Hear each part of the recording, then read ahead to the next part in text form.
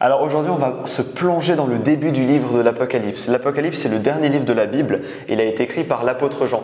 À ce moment-là, l'apôtre Jean se trouve sur l'île de Patmos. Où ça?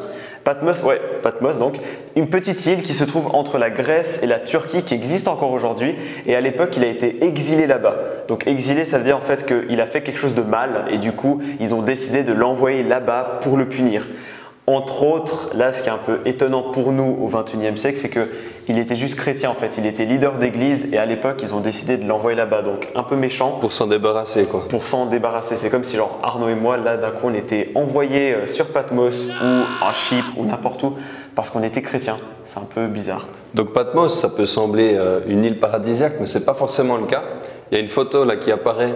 Il faut imaginer en fait une île assez sèche où il y a beaucoup de vent. Et puis surtout, il faut enlever tous les bâtiments blancs et puis les jolis bateaux, parce qu'ils n'étaient pas encore là à l'époque. Bref, donc Jean, il est sur cette île, tout seul, et un dimanche, il y a quelque chose d'absolument incroyable qui se passe. En fait, Jean reçoit une vision. Et puis, c'est suite à cette vision qu'il va écrire le livre de l'Apocalypse, parce que le livre décrit en fait cette vision de A à Z. Donc, Jean est sur l'île, et tout à coup, il entend une voix derrière lui. « Isaac !» Et la Bible dit que cette voix, elle est comme le son d'une trompette.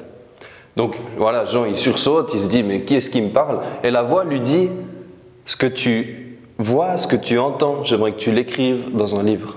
Donc Jean, il entend cette voix, il est choqué, il se retourne et en fait ce qu'il voit, c'est un homme hyper lumineux qui tient 7 chandeliers. Si tu ne sais pas ce que c'est un chandelier, c'est une structure en or en général avec 7 bougies dessus qui étaient déjà utilisées par les Juifs. Et du coup, Jean, il se retourne, il voit ce gars hyper lumineux avec ses 7 chandeliers autour de la tête. C'est bizarre quand même. Hyper chelou, très chelou. Puis c'est qui ce gars?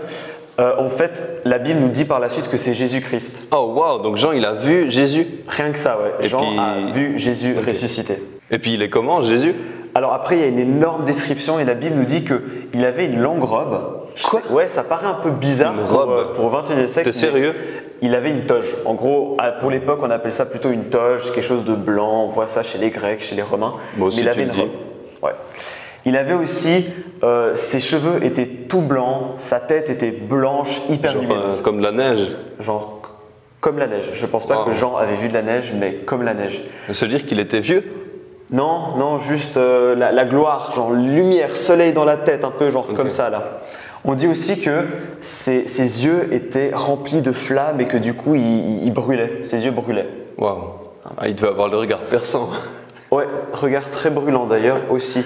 On dit aussi que ses pieds, c'était comme du bronze ardent et qu'ils étaient tellement chauffés et brûlants qu'ils devenaient un peu liquides. Et sa voix était comme une cascade d'eau.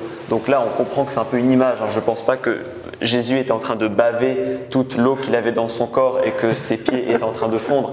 Mais ça reste une image, d'accord? Ok, ouais. Comme beaucoup de choses dans le livre de l'Apocalypse. Comme beaucoup de choses, clairement, dans le livre de l'Apocalypse. Et puis c'est tout? Non, le texte dit encore que dans sa main droite, il avait 7 étoiles. Donc imagine genre des énormes étoiles et pourtant Jésus les a dans sa main. Il y a une épée qui sort de sa bouche, très bizarre aussi, et son visage brillait comme le soleil. Donc comme je disais avant, blanc, lumineux, flamboyant.